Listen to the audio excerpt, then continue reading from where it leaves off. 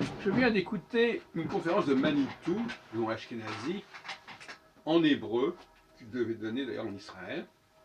Et j'ai été frappé par une expression qu'il a employée, une expression très israélienne. Quand il parle des hommes en général, il dit Bnei Adam, le fils d'Adam. Excusez-moi, c'est une aberration de dire ça. C'est pas de sa faute, quelque part. Manitou, qui a immigré en Israël, à la fin de sa vie, et que j'ai bien écouté dans ses conférences à Paris en français, peut-être même une fois ou deux en Israël en hébreu. Manitou, peut-être, je me souviens plus, parle l'hébreu israélien. Mais il ne se rend pas compte apparemment qu'il y a des formules qui sont extrêmement malheureuses, comme celle de Bnei Adam. Nous ne sommes pas tous, toute l'humanité n'est pas qualifiée de fils d'Adam. C'est incroyable ça. Il n'y a que les prophètes, il n'y a que Jésus qui sont des fils d'Adam. Il y a Seth, dont j'ai parlé dans une précédente vidéo, qui est fils d'Adam. Donc, utiliser cette expression commune, mais de la part d'un théologien, de quelqu'un qui travaille sur la Bible, il y a des limites à ce qu'on peut accepter. Donc, on a déjà dit plusieurs fois, avant moi, il y a une profanation, quelque part, par l'existence même de l'État d'Israël, d'un certain sacré. Et en l'occurrence, là, s'il y a bien une expression qui me paraît fondamentalement à respecter et à sacraliser, et à sanctifier, et à sanctuariser, c'est bien celle de fils d'Adam.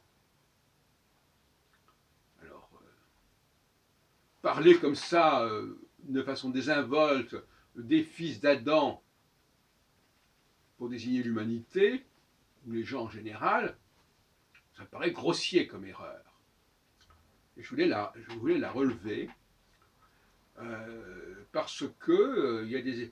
Bon, l'hébreu moderne n'a peut-être pas été élaboré par des religieux, mais je ne sais pas si les religieux en Israël, quand ils parlent hébreu, utilisent la forme Bnei Adam. Alors, il faut toujours dire que les gens parlent parce que comme ça, c'est un langage convenu, arbitraire, et qu'on emploie cette expression parce que c'est elle qui est utilisée. Mais il y a quand même des limites. Quand on est dans le domaine du religieux, et qu'on emploie des expressions comme celle-là, non, mais on n'a qu'à dire, il n'y a qu'à trouver d'autres expressions. On dit en hébreu anachim, pour dire les gens, anachim, qui est une déformation de Enoch, voire même de Ish. Alors, qu'on dise les anachim, oui, Enoch, oui, les hommes en général, anachim. Aleph, Nun, Shin. Mais pas les Bnei Adam. D'ailleurs, cette désacralisation du personnage d'Adam me gêne. Parce que maintenant, oui, on dit, alors Israël, oui, les Bnei Israël, les fils d'Israël, oui. Mais en fin de compte, la sacralité biblique, elle commence pas avec Moïse. Elle commence pas non plus avec Abraham. Ce n'est pas rien d'être fils d'Adam. Ce n'est pas n'importe qui est fils d'Adam. Alors, les gens traduisent comme ça, Adam, oui, l'homme. Et d'ailleurs, quand on lit les évangiles, effectivement, c'est ça que ça veut dire. Quand Jésus dit je suis le Fils de l'homme, si on regarde le texte hébreu, à grec, c'est anthropos. Alors, anthropos, bon, alors, si anthropos, ça veut dire à la fois Adam et l'homme ordinaire, il y a un problème aussi.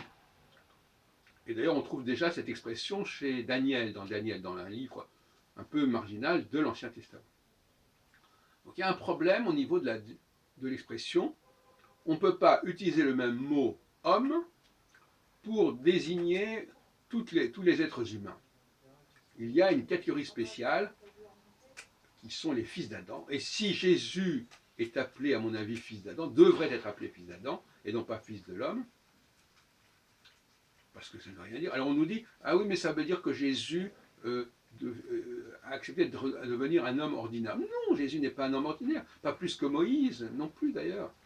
Non, ce sont des êtres qui appartiennent à une lignée particulière, qui sont des demi-dieux, qui sont des fils à la fois d'une femme et d'un dieu, en prenant le mot Dieu au sens très large. C'est pas n'importe qui.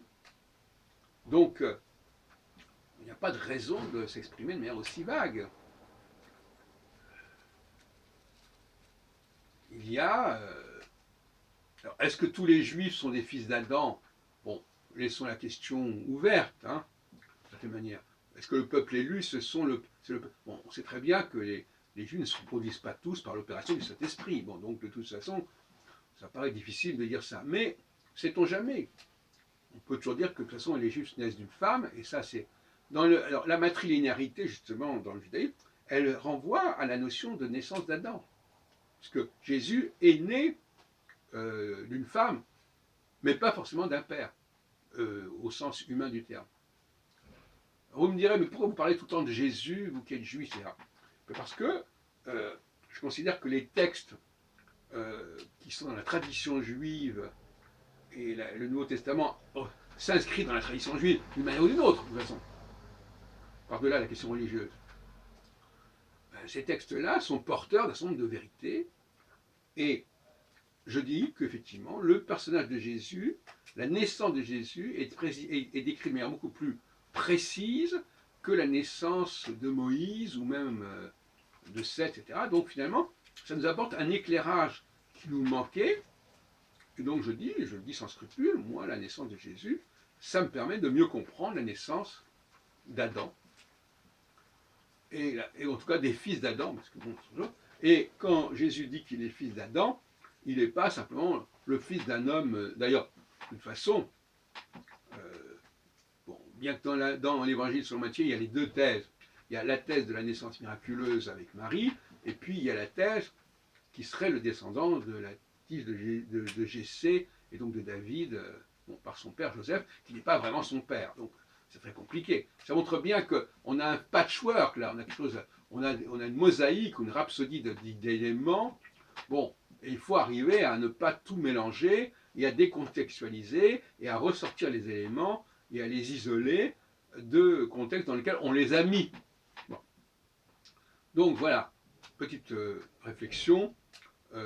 En hébreu, le fait d'employer l'expression Bné Adam, fils d'Adam, une expression très malheureuse et il faudrait voir si les religieux l'utilisent ou pas. Je n'ai pas eu le temps de le vérifier, puisqu'actuellement je ne vis pas en Israël.